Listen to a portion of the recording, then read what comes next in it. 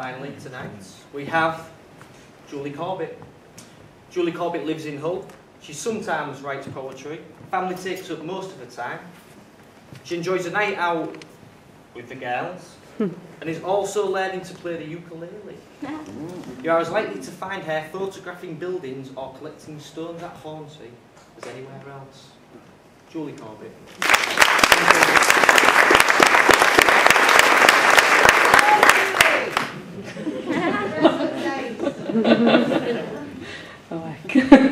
Right, is this the right then? Is this my soundtrack? Yeah, okay. Reception class, Mersey Street Primary School, 1994. You choose the ultramarine, vivid in its pot, then with total focus you begin to paint. First the palm, and then the fingers of your left hand.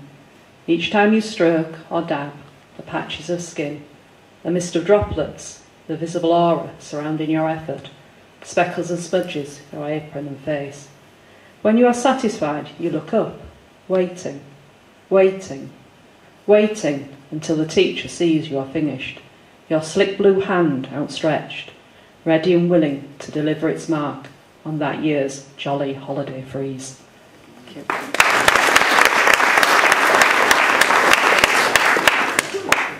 Now you'll find from this set I'm definitely a Hull person. I did one's rent at Catfoss when I was a trainee nurse, but I came back quickly, most weekends. This straight road, Holderness Road you stray, from Boundary to the heart of my city. Your edges still marked by those cream telephone boxes. You pass over a living vein, Holderness Drain, brackish waters mixing with the Humber brine.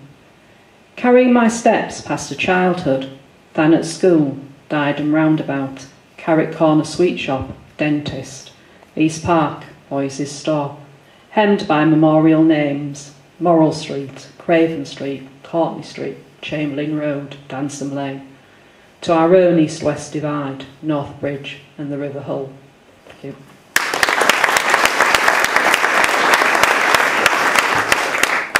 Hornsey revisited, both the poem and the place, for J.H. The balmy early morning swirls and twirls in my gaze, primary coloured windmills in the salt tang air. The waving littered tide line edges and hems the sand, shingle, shell and cobbles on starfish stiff with brine. The balmy early morning carries an unexpected taste of New York cheesecake on that salt tang air. Day trippers keep arriving, windbreaks and deck chairs, burning, paddling, dripping ice cream, queuing for fish and chips. The balmy early morning diminishes the horizon. Sunlight is a hazy veil, torn by cloud and kite. Baptise my feet in the swell, a Sunday morning feel of a quiet word with God in this salt tang air.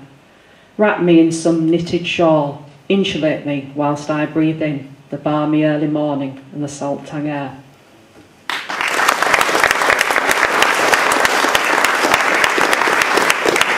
Now occasionally, when I used to work, and I don't now, thank goodness, I used to have to go down to London, and this is the first poem I ever wrote, which was the year last April.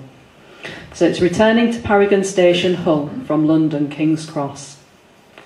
This harvest of sniper seeds, loaded to crevice and gutter, lesser yellowed urban bouquets, vagabond weeds, ragwort, dandelion, elder and butterfly bush, chlorophyll stems, renewing old lines and visions, seasonal planting of this city space.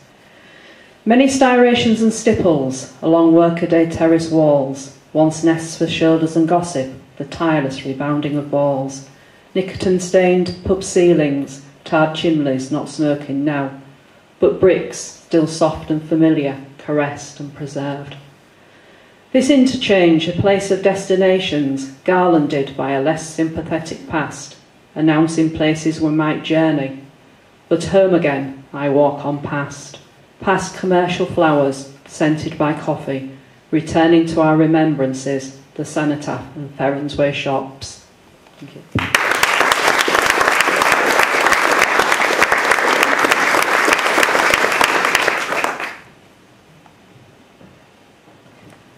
Sunday morning, Wilberforce House. The displays bored you, all tell and no show. Orange panels ingested in the Georgian rooms. Stories which should unsettle, start an easy question. You asked to go next door to that other museum full of trams and cars. I stay, relieved but concerned about a history losing power. This high street house looms large in my school day memories. Every local child learnt of abolition, William Wilberforce and slavery. We had to walk in an orderly fashion past bills of sale, man-traps and paintings. Which child didn't jump at the mannequin likeness sat in his chair? It was a dusty, relic-rich place lit by filament, not cleansed and illuminated in neon. I sat waiting for you in the hallway, watching the time. A long case clock in the shadows, its pendulum a second each swing. English oak showing through veneer, brass hands and glass polished soft. The tick low and its voice fading, I recalled a song, the one of crows and black bodies, magnolia scent and poplar trees. You return and agree to walk round, and I show you the pride and the shame. Thank you.